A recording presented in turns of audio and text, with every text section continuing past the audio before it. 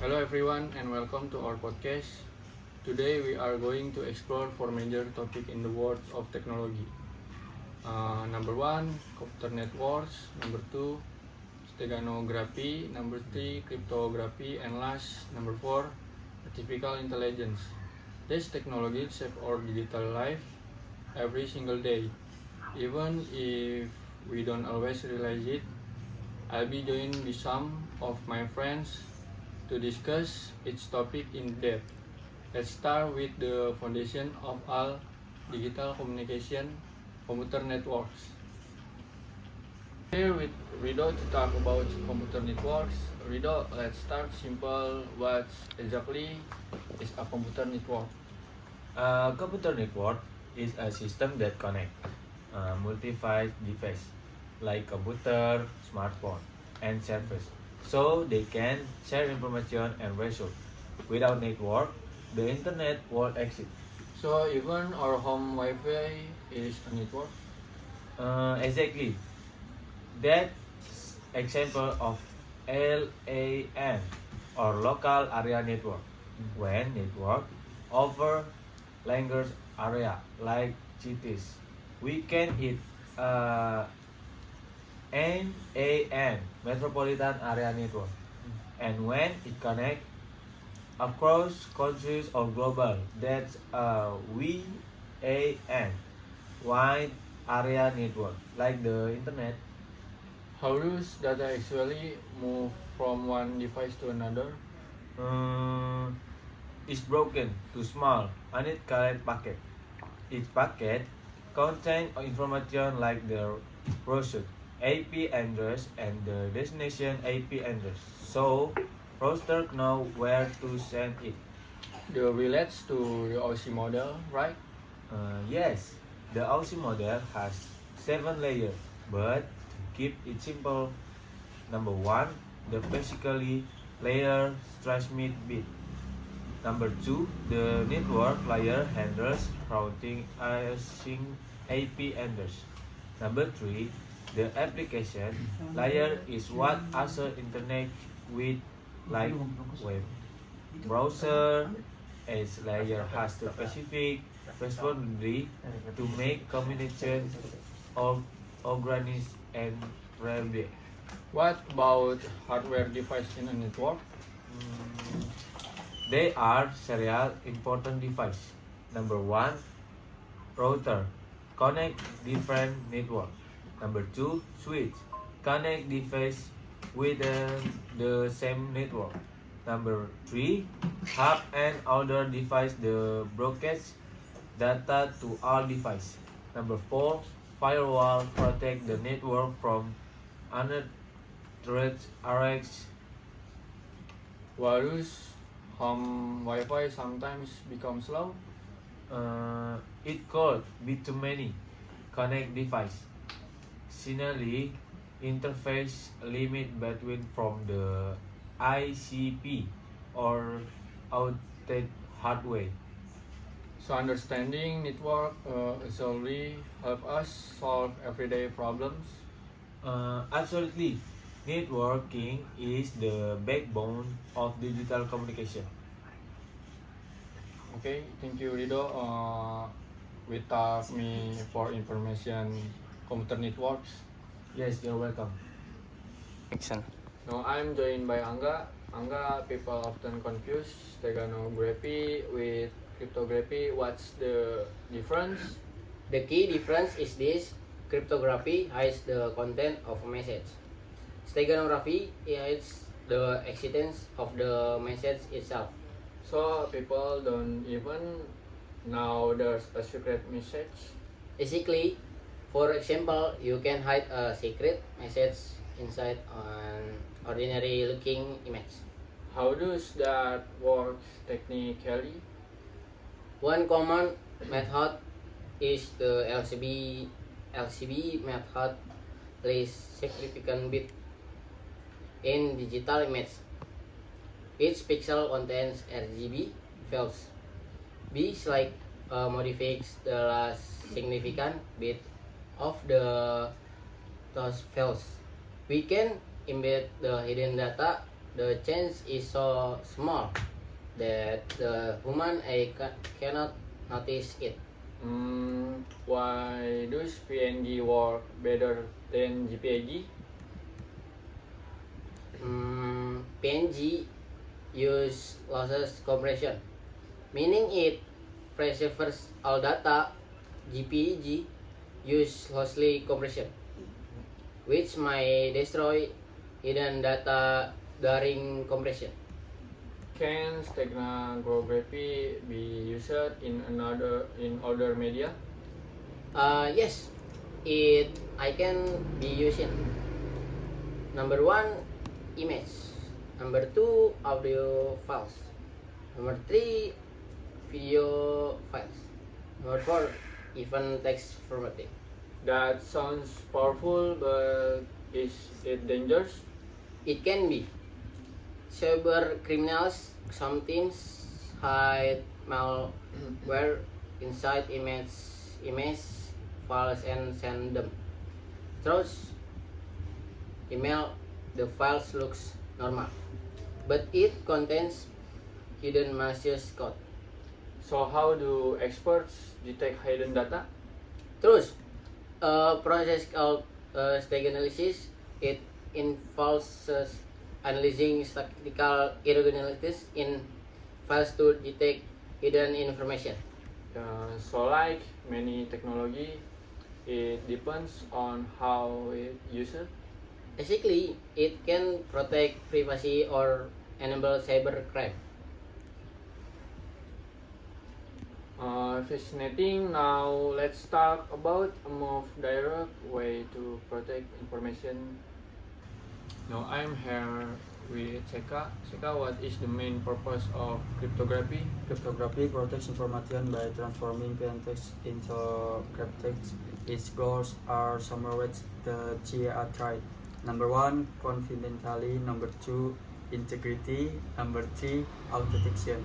What's the difference between symmetric and asymmetric encryption?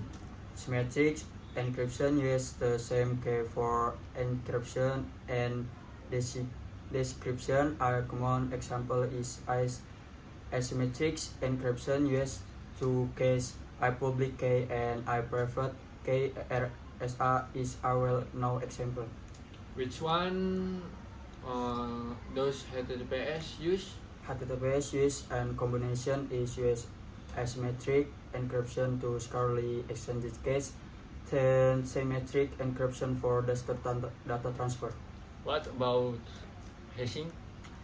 Hashing is one way process algorithms like SH256 generate fixed length output from input data. Even a thin change in the input creates completely different hash value.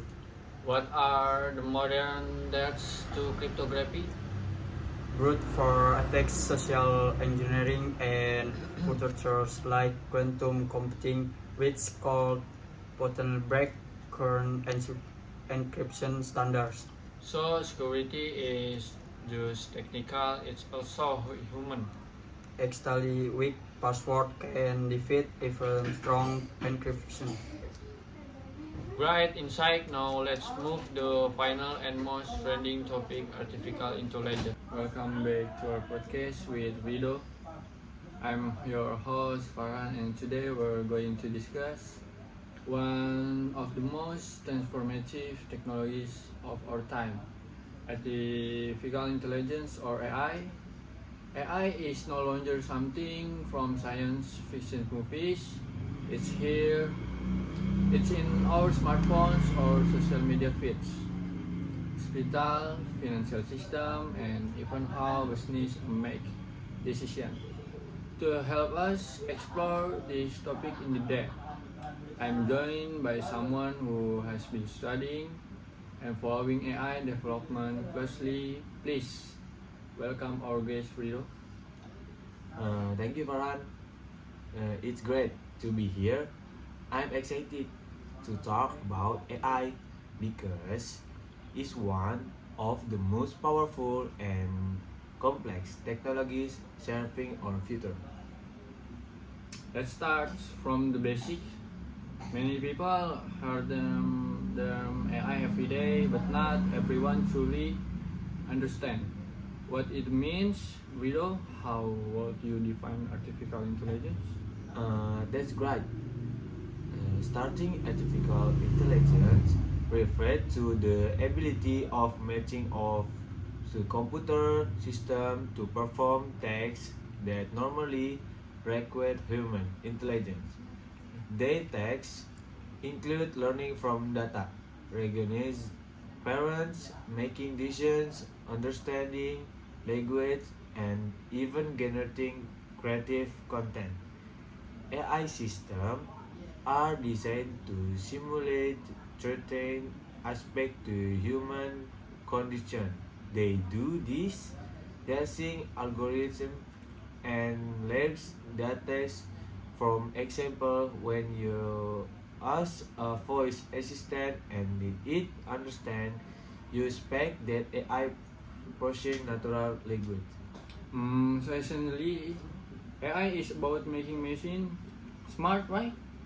Yes, but it's important to clarify something. AI does not think or file like human. It process information based on mathematical models. What makes it powerful is ability to analyze massive amount of data faster than any human possibly could. Can you explain the different types of AI? I've heard terms like narrow AI and general AI. Sure, they are general. There are three categories. Number one, narrow AI, the weak AI. This the type of AI we use today. It is designed to perform specific tasks. Example include recommendation system on Netflix, physical recognition, chatbot, and found decision system. It's very good at one task but cannot operate outside its programmed scope. Number two, general AI or strong AI. This is theoretical. At this point, general AI will be capable of performing and any intellectual task that a human can do. It will understanding, learn and apply knowledge across different domains. Number three, super intelligence. This refers to AI that surpasses human intelligence in all aspects, gravity reasoning, and emotional intelligence and decision making. This correct is still speculative and often discussed in optical and ethical disputes. So currently we are still in the narrow AI stage. Exactly. When we see today, including NFS, chatbot, and image generation, files under narrow AI. Alright, let's talk about how AI actually works. Many people use AI tools, but they don't understand what's happening behind the scenes. Um, Most modern AI really on something called machine learn, which a subset of AI. Machine learn allow system to learn from data without being explicitly programmed for every scenario. There's also deep learning, which is neural network inspired by the human brain. The network protect data through multiple layers to identify complex patterns. For example, if you train AI to recognize cat in image, you feed it so on or million of picture labeled cat or not cat over time. It learned patterns like shape, wickers, and filter. So the more data it has, the better it performs. General, yes. Data is fuel of AI. Yes. Let's bring the closer. So everyday life, where do we usually encounter AI? AI is everywhere. Number one yaitu social media algorithm that determine what content appears in your feed. Number two, online shopping recommendation. Number three, navigation apps that calculate the favorite routes. Number three, spam filter in your email. Number four, banking system that delete subtraction. Number five, visual assistant like Siri or Google Assistant. Even healthcare AI analyze medical image to detect disaster early. It's interesting how AI has become invisible. We use it daily without realizing it. Exactly, integrate into system so emails that many people don't notice it anymore. Let's talk about the positive side. What are the biggest benefits of AI? There are many. Okay. Number one, action and automation. AI can automate repeat tasks, saving time and reduce human error. Number two, data-driven decision. Business can analyze trends and predict outcomes more accurately. Number three, medical estimates. AI assists in diagnosing disease, drug delivery, and personalized treatment plans. Number four, improve accessibility. AI powers transmission look break language barriers. Yes. Number five, immersion in creativity. AI generates art, music, and even assists in writing. It sounds like AI has enormous potential for positive impact. Absolutely. If developed responsibly, AI can improve quality of the life globally. Alright, now let's talk about the challenge.